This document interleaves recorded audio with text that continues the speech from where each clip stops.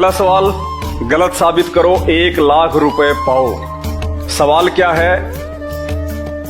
मरने के बाद देवराज इंद्र कौन है? 33 करोड़ देवी देवताओं का राजा इंद्र।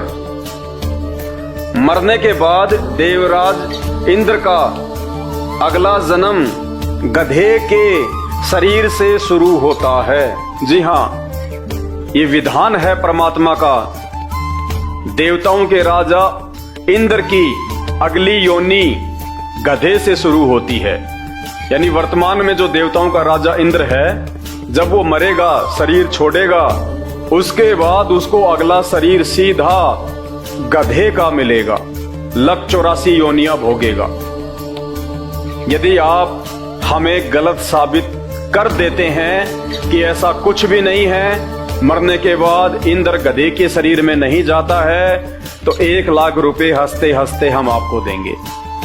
और यदि आपको जानना है इस विषय में गहराई से, क्या वास्तव में देवताओं का राजा इंद्र भी मरने के बाद इस मृत लोक में आएगा, 84 लाख योनियां भोगेगा और सीधा सीधा वो गधे की योनि में?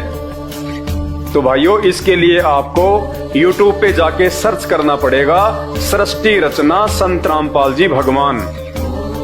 और संत रामपाल जी के शास्त्र प्रमाणित सत्संग सुनना शुरू कीजिए। आपकी आंखों का मोतियाबिंद हट जाएगा। जो अज्ञानता का पर्दा इन नकली धर्म गुरुओं ने आपकी आंखों पे डाल रखा है, वो हट जाएगा। आपको दूध का दूध, पानी का पानी अलग अलग दिखाई देने लगेगा। आप अपने सिर पे हाथ मारोगे कि हे परमात्मा, इन नकली धर्मगुरुओं के पीछे हम अपना अनमोल मानव जन्म बर्बाद कर रहे थे। इन्होंने आज से पहले हमारी को ये सच्चाई क्यों नहीं बताई? जब देवताओं का राजा इंद्र ही मरने के बाद में सीधा गधा बनता है, तो बाकी देवी देवता तो हैं ही क्या, उनकी तो औकात ही क्या है। इसीलिए तो रावण ने 33 करोड़ देवी देवताओं को अपनी जेल में डाल रखा था, क्योंकि ये समर्थ नहीं है। ये स्वयं किसी और की भक्ति करते हैं। इनकी भक्ति करने से हमारा आत्म कल्याण नहीं हो सकता।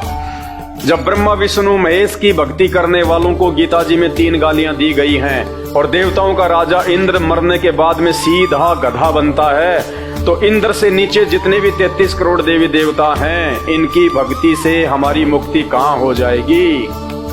भाई और बहनों, आंखें खोलो। आप अपने और अपने परिवार का सत्यानाश मत करो। ये नकली धर्म गुरु आप और हमारे से भी नीचे कैटेगरी के हैं। इन्होंने ग्रंथों को जरूर पढ़ा, लेकिन ये ग्रंथों के सार को नहीं निकाल पाए, क्योंकि बिना तत्वदर्शी संत की शरण ग्रहण किए बिना हम किसी भी धर्म ग्रंथ को नहीं समझ सकते। हम अध्यात्म के विषय में कुछ भी नहीं जान सकते। ये नकली और पाखंडी धर्म गुरु जो गांव गांव शहर शहर में बैठे हुए हैं, सैकड़ों की संख्या में बड़े बड़े आश्रम खोलकर बैठे हुए हैं, आपको ऊंचे ऊंचे स्टेज लगाकर भागवत की कथा करते नजर आते हैं। लंबी लंबी दाढ़ी और जटा बढ़ा रखी है, काले पीले नीले वस्त्र पहन रखे हैं। इनको भक्ति मार्ग के विषय में, अध्यात्म के विषय में ABC भी नहीं पता है। ये केवल अपना मनमाना आचरण आप लोगों के ऊपर थोप रहे हैं, आपका जीवन बर्बाद कर रहे हैं। इस जीवन को आबाद कीजिए। ये मानव शरीर बार बार नहीं मिलता, 84 लाख योनियां भोगने के बाद एक बार मिलता है। और इस मानव जीवन को आप सिर्फ और सिर्फ संत रामपाल जी भगवान के सत्संग सुन के ही सफल बना सकते हैं। अन्यथा मरने के बाद 84 लाख योनियां निश्चित हैं। आपके धर्मगुरु आपको उन योनियों से छुटकारा नहीं दिला सकते, क्योंकि आपसे पहले वो स्वयं उन योनियों में जाएंगे। तो उनसे सवाल कीजिएगा कि गुरुदेव, क्या देवताओं का राजा इंद्र भी मरने के बाद गधा बनता है? क्या आप इस बात को प्रमाणित कर सकते हैं, जबकि हमारे ही ग्रंथों में लिखा हुआ है? और यदि आपके गुरुजी कहते हैं कि नहीं बेटा ये तो झूठ है, ये तो पाखंड है, तो फिर आप YouTube पे जाके संत रामपाल जी के सत्संग सुनना शुरू कर दीजिए। रोजाना 1 घंटा, आधा घंटा, जैसे भी आपको समय मिलता है, आपको संत रामपाल जी इन्हीं ग्रंथों से निकाल के दिखा देंगे पूरी जीवन हिस्ट्री 33 करोड़ देवी देवताओं की, ब्रह्मा विष्णु महेश की, दुर्गा जी की, उसके पति काल की।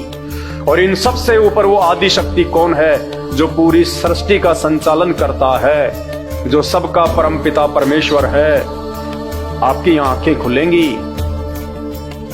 त्याग दीजिए ऐसे नकली धर्म गुरुओं को जो आपके धर्म के धर्म ग्रंथों के विषय में ही नहीं जानते हैं। अरे वो टीचर किस काम का जो अपने ही सिलेबस से अपरिचित है, वो तो उस बच्चे के भविष्य का दुश्मन है, दुश्मन। तो इसी प्रकार ये जितने भी धर्मगुरु हमारे देश में हैं, केवल एकमात्र संत रामपाल जी को छोड़कर जितने भी ये शंकराचार्य, संत, महंत, मठाधीश, 1008 की उपाधि लेके बैठे हुए परमहंस, परम संत और बाकी छोटे मोटों की तो गिनती ही नहीं, ये सब के सब नकली हैं। ये धर्मगुरु कहलाने के अधिकारी नहीं हैं। ये तो इन धर्म ग्रंथों को हाथ लगाने के भी अधिकारी नहीं हैं।